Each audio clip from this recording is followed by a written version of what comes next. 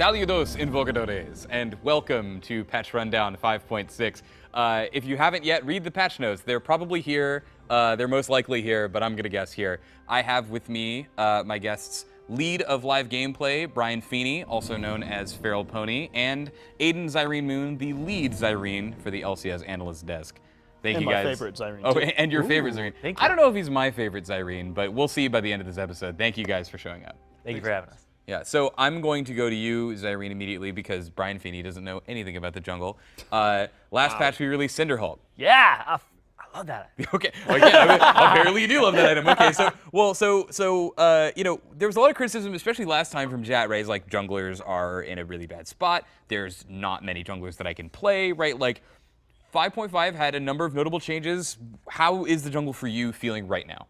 Right now it feels really great, and it feels like I can play a lot of different champions there. Like I can go play an AP like Nidalee or Fiddlesticks. I can go play a tank jungler and have a lot of success on them. Maybe a little too much sometimes. But also, you can still play the Rek'Sai, you can still play the Jarvan and the Lee Sin. And you have trade-offs, right? Like you have early game versus the late game of the tank. So I think it's hitting that diversity. I just think that tank junglers are a little stronger than they should be in comparison to the others now.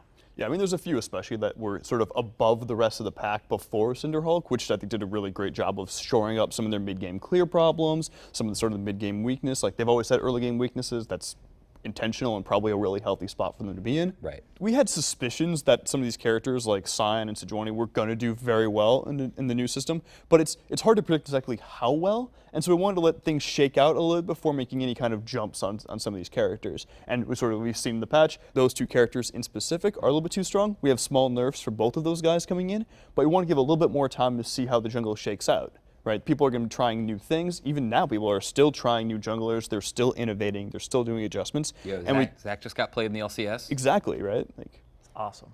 I thought you were like, oh no. I mean, that's awesome. no, Yeah, he was like really cool to see, for example, right? And like that's one of those characters that we saw without necessarily even doing like a lot more like powerful buffs to. Like we did a small tweak there, and people are still adjusting and innovating and trying new things, which is really, really cool to see. And that being said, we still have a few additional jungle changes coming out this patch. Primarily targeting stuff like late game experience of junglers, right? Who are sort of, you know, if they're doing well in the early or mid game, we've seen pretty much universally they sort of fall behind in levels, fall behind in power in the late game, and want to make sure that that's addressed regardless of each individual character's current state. Right. So, what leads us to making changes that are just huge? Like what is really leading us to use the hammer when we need to use something else? Sure. So a couple things kind of come into play here. Each story and each kind of case is pretty unique. I think in Azir's case, that dude is just the most complicated champion like in kind of existence for a number of cases, like just both like, you know, mechanically, both in how the character functions. There's really no one else how to similar. Play is super right? super intense to use. And so any amount of actual change that like we playtest the crap out of the champion internally, but that's nothing compared to 30 minutes on the live servers, right? And so champions like that, I think it's actually very easy to sort of over or undershoot. And so you also see this with new champions sometimes as well, where like we have generally like the top tier players who are spending, you know, weeks and weeks, if not months, working on a specific champion. Like Bard was an example of this, right? Where the character is just so mechanically complex, like so unique, and like just he's so different. Yeah. And then on release, like, you know, everyone's like, what do I do with this champion? So then, are we okay with changing characters over a number of patches? Because as much as the balance team has been criticized for, like, you guys go too hard on characters, you nerf too many things at once, right? Yeah. There's also been a criticism in characters. I think most recently one is like Lucian, where it was like this character is strong and it feels like you just keep picking at them over patches. Do we prefer that approach? Is that approach okay? We should. I definitely think that should be the approach to it, because when you hit things too hard, it goes down so drastically that people get so frustrated with those champions, whereas small power creep types of things are, in my opinion, healthier. Like you look at Kennen, he's been buffed kind of slowly, and then he's in a good spot. It also happened a little bit with Lissandra, where she just kept getting small buffs, quality of life changes, and then it's like, whoa, Lissandra, out of nowhere, everybody's playing it. And I think that's better than huge buffs at once or huge nerfs at once, because it's too much sometimes. Yeah, so I want to get your feeling on the stuff that is happening in the jungle, right? We have, if I am correct, Elise, Evelynn, Nocturne, and Rammus, and some XP stuff. they feel a little light, but they feel like they might be in the right direction. I don't know. How do you feel? I feel like having the tiny changes is the way to go with it, and just kind of just push it up little by little. So I don't know if they will be enough. I feel like Elise might need a little more loving. I feel like Nocturne, he's actually gotten some buffs over time, like the E tether fear, you move faster towards the target, Right, and yeah. now this. So a lot of people are going to pick up Nocturne again and be like, oh yeah, I haven't played him since he's gotten that buff to his E, and he's going to feel a lot better. He's going to have more early game pressure.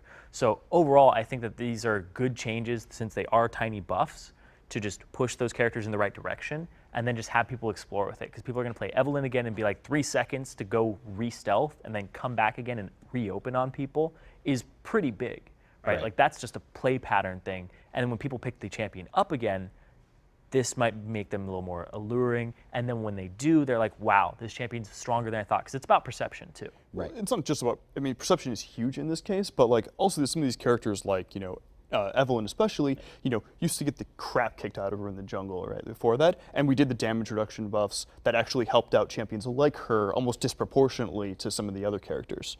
And so you're seeing a bunch of these ecosystem changes on top of small incremental champion changes, I think can have massive impact, and I think in general that is a pretty good direction to go, just like smaller stuff and kind of see how things shake out, but that's not always the best play.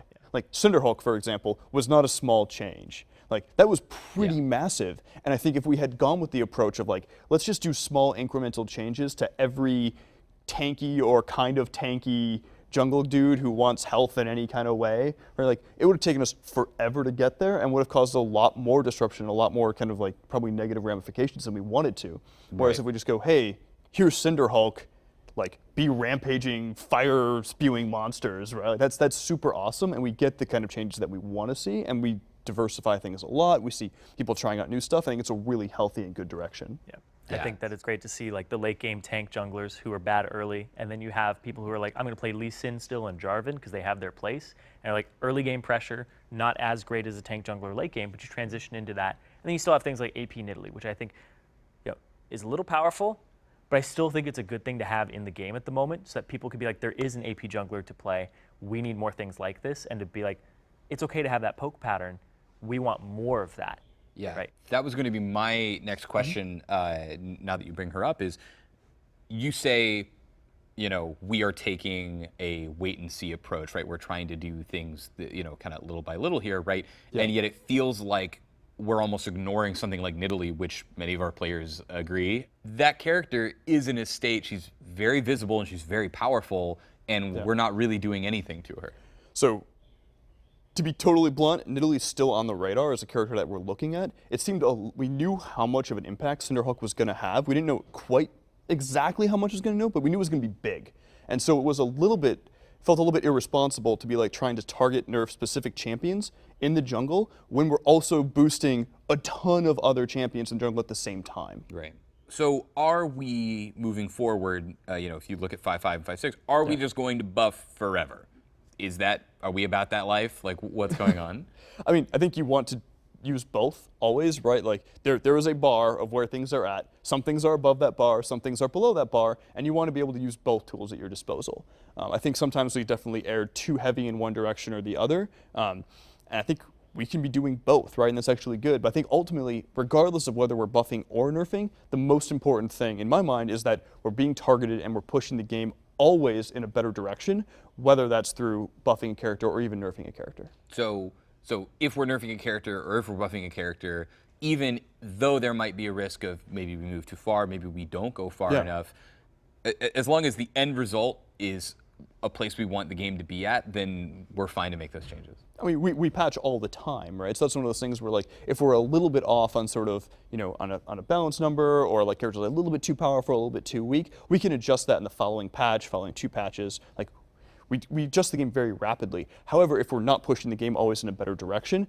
then we're not really making progress. Okay, awesome, guys. Thank you for coming over and talking about the changes with me. That is it for 5.6. For myself, Feral Pony, Zyrene, and everyone here at the crew, we'll see you next time, hopefully with the real Zyrene.